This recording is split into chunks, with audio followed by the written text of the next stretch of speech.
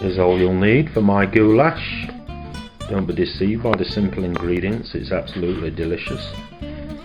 Firstly, and most importantly, some rosemary and thyme. Use fresh, as with all cooking really, use fresh ingredients, but definitely use fresh rosemary and thyme, you'll notice the difference.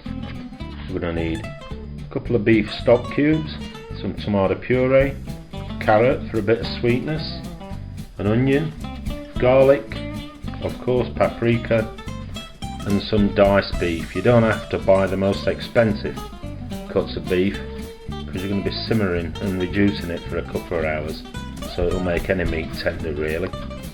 First thing we're going to do, heat some oil up in a pan, and then it's in with your meat to brown off.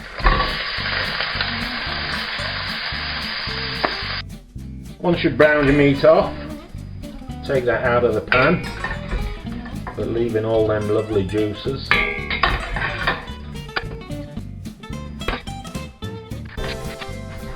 And then into the same pan, you're going with your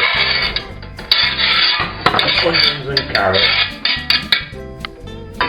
And we're going to give them about 5 minutes to soften down.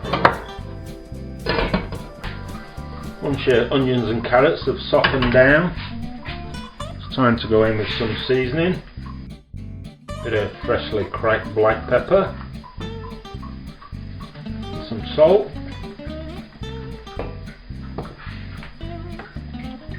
and it's in with your rosemary and thyme that you've rinsed obviously. Then a couple of tablespoons of paprika.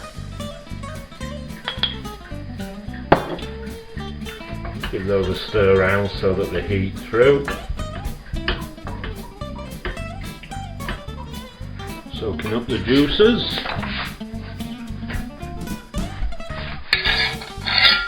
In with your garlic, as much or as little as you'd like. I love garlic, so you can see there's plenty in there.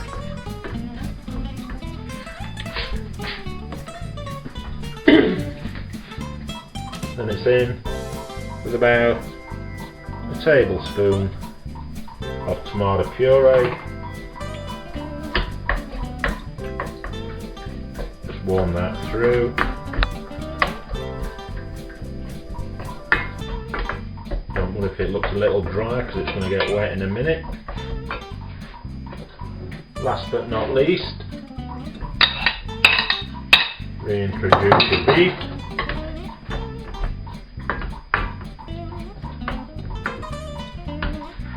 And then it's in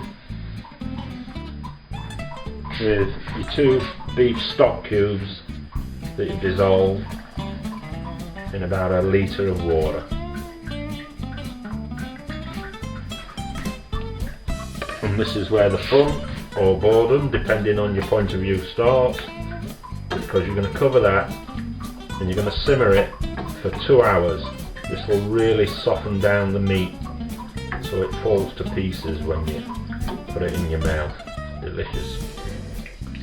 If you find that it seems to be getting a bit low, just top it up now and then with a drop of water.